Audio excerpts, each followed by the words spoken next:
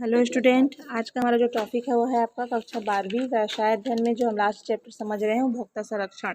देखिए, इससे पहले हमने उपभोक्ता संरक्षण के प्रति व्यवसाय का क्या क्या उत्तरदायित्व है, साथ ही साथ उसके मार्ग और साधन के बारे में भी हमने समझा था। आज का जो हमारा टॉपिक होने वाला है वो है आपका उपभोक्ता विवाद एवं वैधानिक उपचार क्या क्या है। ठीक है, तो चलिए आइए स्टार्ट करते हैं कि उपभोक्ता विवाद एवं वैधानिक उपचार है क्या। तो देखिए, सबसे पहले हम समझते हैं उपभोक्ता विवाद एवं वैधानिक उपचार। तो देखिए, उपभोक्ता संरक्षण अधिनियम कब से पारित किया गया था? 1986 में।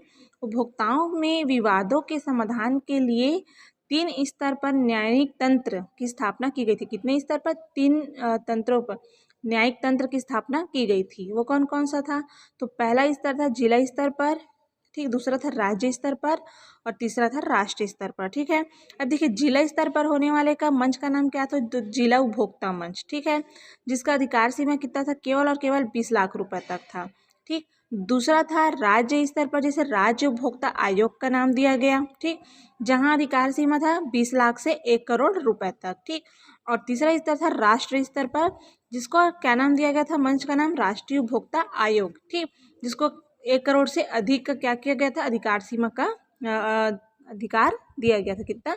1 करोड़ से अधिकार का बिजनेस करने का। ठीक है, तो चलिए सबसे पहले हम समझते हैं आपका क्या जिला उपभोक्ता मंच होता क्या है। ठीक है, तो चलिए आइए समझते हैं कि जिला उपभोक्ता मंच है क्या और इसकी स्थापना और इसका मंच का गठन क्यों किया गया था।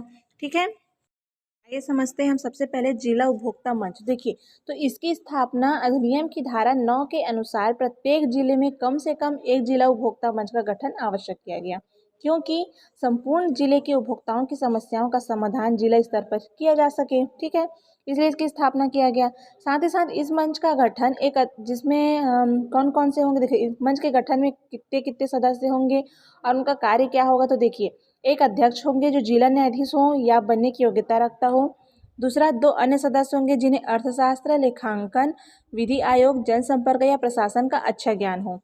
इनमें 2 में से 1 महिला सदस्य होगी। ठीक है, और साथ ही साथ इसमें नियुक्ति राज्य सरकार द्वारा एक चयन समिति की अनुशंसा पर की जाएगी। ठीक है, तीसरा इनका था कार्यकाल। तो देखिए, जिला मंच के सदस्यों का कार्यकाल 5 वर्ष के लिए होता है। 5 वर्ष या 65 वर्ष की आयु जो भी पूर्व हो कार्य पर रह सकेंगे। ठीक है, नेक्स्ट था अधिकार क्षेत्र। तो देखिए, सबसे पहले था इनका अधिकार आधार पर 5 लाख रुपए तक के मामले जिला मंच में निपटाया जा सकेगा। साथ ही साथ जो भौगोलिक आधार पर शिकायत करता या उसका व्यवसाय उस जिले में होना चाहिए जिस जिले में वह क्या कर रहा हो? शिकायत कर रहा हो। नेक्स्ट पॉइंट में आता है शिकायत करने की प्रक्रिया। तो देखिए, अधिनियम की धारा 12 के अनुसार किसी भी माल या सेवा के त्रुटिपूर्ण होने पर जिला मंच में शिकायत क्या की जा सकती है? दर्ज की जा सकती है। ठीक है, अब शिकायत कौन कर सकता है? तो देखिए, कोई भी उपभोक्ता जिन्हें माल या सेवा बेचा गया हो और उस माल में त्रुटि क्या पाया गया हो? दोष पाया गया हो, वो इस व्यक्ति शिकायत कर सकता है। ठीक है, कोई भी उपभोक्ता संघ या मान्यता प्राप्त संघ या उसका सदस्य शिकायत कर सकता है। साथ ही साथ कोई भी राज्य सरकार, केंद्र सरकार या स्थानीय सत्ता पर भी कर सकती है। अब शिकायत कब की जा सकती है? तो देखिए, शिकायत अनेक परिस्थितियों में की जा सकती है। तो कौन कौन सी परिस्थिति में हो सकती है? तो वो है आपका कि जब व्यापारी विक्रेता द्वारा अधिक मूल्य लेने लगे तब आप शिकायत कर सकते हो।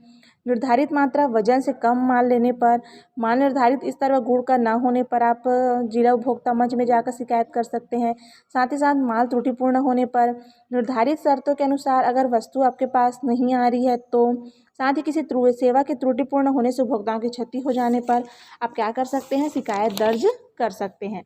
अब शिकायत कैसे करें? तो देखिए, आइए समझाते हैं अब शिकायत करने का प्रक्रिया क्या क्या है। तो देखिए, शिकायत के लिए कोई निर्धारित फॉर्म नहीं है। एक कोरे कागज पर निम्न जानकारी के साथ आवेदन मंच को दिया जा सकता है। क्या क्या जानकारी हो सकती है उसमें? तो शिकायतकर्ता का नाम, पता व अन्य विवरण, साथ ही साथ विक्रेता या विरोधी पक्षकार का नाम, पता और पूर्ण विवरण, शिकायत से संबंधित वास्तविक तथ्य तथा प्रमाण सहित, शिकायत से संबंधित आवश्यक दस्तावेज लगाकर, शिकायतकर्ता क्या राहत चाहता है, साथ ही साथ शिकायतकर्ता के हस्ताक्षर, नाम, तिथि सहित। ठीक है, अब शिकायतकर्ता को प्राप्त राहत क्या क्या हो सकता है उसको देखिए। तो देखिए, जब दोषपूर्ण माल की वापसी हो जाएगी तो उसको राहत के रूप में क्या किया जाता है? मूल्य चुकाया जाता है। साथ ही साथ दोषपूर्ण माल के बदले अच्छा माल दिया जाएगा। हानि होने पर क्षतिपूर्ति की जाएगी। दूषित माल का दोष दूर किया जाएगा और अन्य राहत जो फोरम उचित समझे। ठीक है, तो देखिए ये क्या समझा हमने? जिला उपभोक्ता मंच की स्थापना, उसका गठन किया जा सकता है। वहाँ पे आप शिकायत कैसे कर सकते हैं और किस किस प्रलेख का आप उसमें यूज़ कर सकते हैं। ठीक है, चलिए आगे समझते हैं। अब इसी में हम इसमें शिकायत निवारण की वैधानिक प्रक्रिया। तो देखिए, उपभोक्ता से शिकायत प्राप्त होने के बाद जिला फोरम अधिनियम की धारा 13 के अनुसार निम्न प्रक्रिया अपनाता है। कौन कौन सा है? तो पहला है माल संबंधित शिकायत प्रक्रिया। अब देखिए, इसके अंतर्गत कौन कौन सी बातों को शामिल किया गया है? तो विक्रेता या विरोधी पक्षकार को लिखित सूचना भेजना। ठीक है, देखिए, जो शिकायतकर्ता होता है उसके द्वारा भेजी गई शिकायत की एक फोटोकॉपी विक्रेता या विरोधी पक्ष को भेजी जाती है। ठीक है, साथ ही साथ विरोधी पक्ष का जवाब 30 दिन में। तो उक्त सूचना के देखो, अगर आप सूचना भेज दिए हैं उसके 30 दिन के अंदर विरोधी पक्ष को अपना जवाब मंच को क्या करना पड़ता है? प्रेषित करना पड़ता है। ठीक है, ठीक है, जवाब प्राप्त होने पर आवश्यक कार्यवाही और प्रक्रिया पूर्ण कर निर्णय दिया जाता है। साथ ही साथ निर्धारित अवधि अधिकतम 45 दिन में जवाब न आने पर, निर्धारित अवधि में जवाब न आने पर या आरोपी को स्वीकार न करने पर जिला मंच क्या क्या प्रक्रिया अपनाता है? तो देखिए, वस्तु का नमूना प्राप्त कर उसे प्रमाणित करना, शिकायतकर्ता से प्रयोगशाला का आवश्यक शुल्क प्राप्त करना, साथ ही साथ रिपोर्ट की सूचना विरोधी पक्ष को देना, विरोधी को अपनी बात रखने का पूर्ण अवसर देना, दोनों पक्षों की बात सुनना। ठीक है, और आवश्यक आदेश पारित करना। ठीक, और नेक्स्ट कार्य होता है इसमें अपील। तो देखिए, जिला मंच के निर्णय के विरुद्ध 30 दिन के अंदर राज्य आयोग को अपील की जा सकती है। ये हमने पहले समझा क्या? माल संबंधी शिकायत प्रक्रिया। ठीक है, अब इसी में समझते हैं हम दूसरा सेवा संबंधी शिकायत प्रक्रिया। तो देखिए, इसके अंतर्गत क्या क्या हो सकता है? तो विरोधी पक्षकार को सूचना देना। तो शिकायतकर्ता से प्राप्त सूचना की सूचना विरोधी पक्ष के तथ्यों के साथ दी जा सकती है।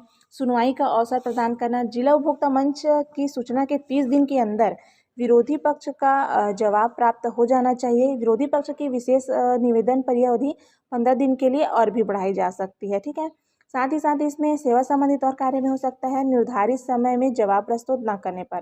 तो जो शिकायतकर्ता होता है उसे प्राप्त साक्ष्य के आधार पर मंच अपना क्या करता है? निर्णय सुना लेता है।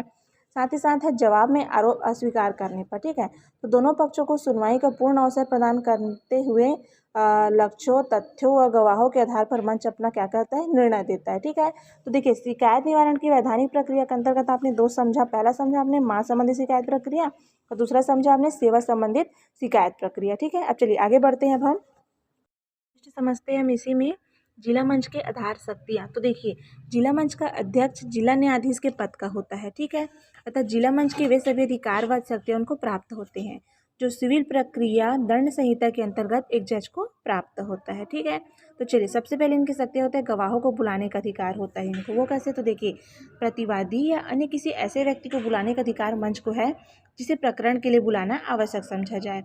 दूसरा इनकी शक्ति होती है साक्ष्य को खोजने एवं प्रस्तुत करने की शक्ति। तो देखिए, किसी ऐसे व्यक्ति को खोज कर लाने का अधिकार जिससे बयानों की आवश्यकता मंच को हो।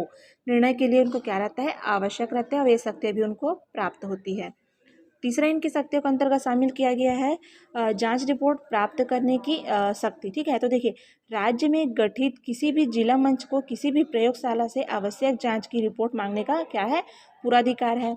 नेक्स्ट है इसमें गवाहों का परीक्षण करने का अधिकार। तो देखिए, किसी भी शिकायत से संबंध रखने वाले व्यक्ति को गवाह के रूप में बुलाकर उसका परीक्षण करने का पूर्ण अधिकार किसको होता है? जिला उपभोक्ता मंच को होता है, जो एक जज के रूप में क्या करता है? कार्य करता है। ठीक है, नेक्स्ट पॉइंट में इसी शक्तियों को जो शामिल किया गया है वो है अब आवश्यक दस्तावेज मंगाने का अधिकार। तो देखिए, जिला मंच आवश्यक समझने पर किसी भी दस्तावेज पत्र व प्रलेखों को किसी भी स्थान से क्या कर सकता है? मंगा सकता है।